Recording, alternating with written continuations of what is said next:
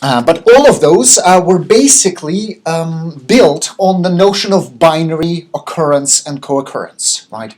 We used three building blocks for all of them. The number of times that A and B occur together, the number of times A occurs, and the number of times B occurs. Now, words don't just occur, they have frequencies. And those metrics cannot take advantage of a frequency. They're just 0, 1 type things. They count how many documents contain the two words together. And we know that frequencies are useful.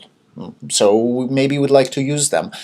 If you're also doing it on a document level or on a sentence level or a passage level, different documents have different lengths. And a longer document is more likely by chance to contain a co-occurrence of completely unrelated terms, and a short document is less likely to do it by chance. So what you would want to do is you might want to somehow use these properties, the frequencies and the lengths of the units where the documents occur, as part of your similarity measure to determine if two words are synonyms or not. Clumping, I guess, is also important. So you can't use those measures, but you can use a correlation coefficient, right? So that's a measure.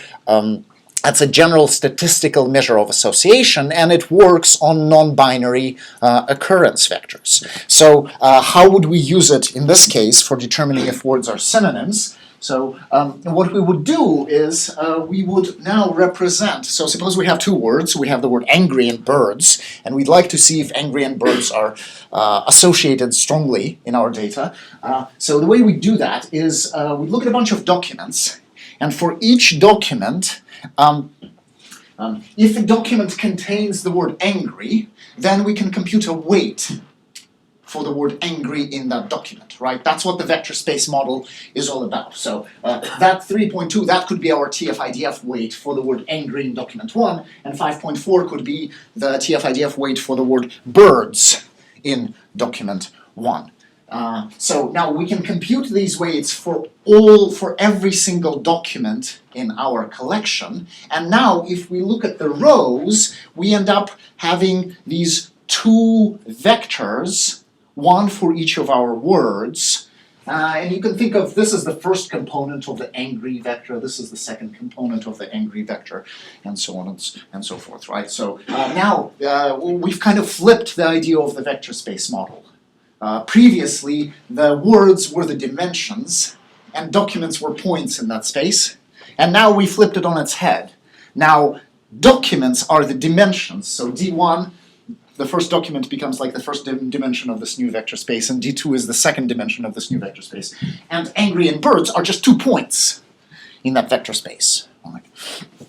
So now, what is the correlation coefficient? Correlation coefficient is just that.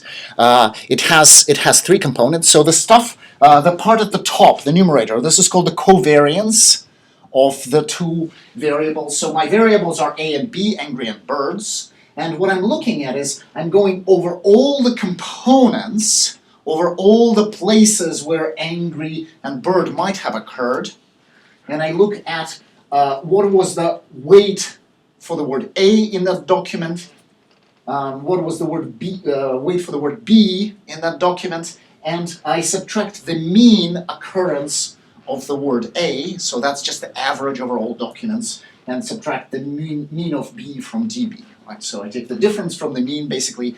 The way to interpret this is, this part tells you, in this particular document, did the word angry occur more than it does on average or not?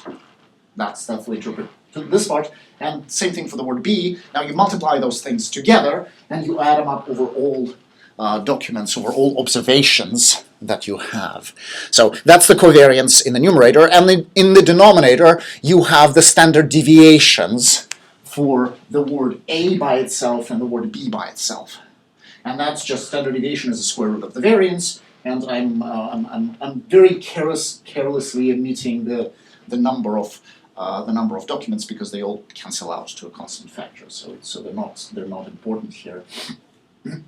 But basically this is just the variance, right? So it's the number of times A occurred in the document compared to the mean squared added up over all documents. So that's the definition of the correlation coefficient. Now comes the trick question. For our domain, for text, what is mu of A? Approximately. Not for this example. I'm not asking you to add up the numbers and divide by 7. I know you can do that. But imagine that this is actually a really, really big collection of documents. If I told you nothing else, what would be your estimate for approximately what is mu of A? 0. 0. 0 is the right answer. Why? Because it's so sparse.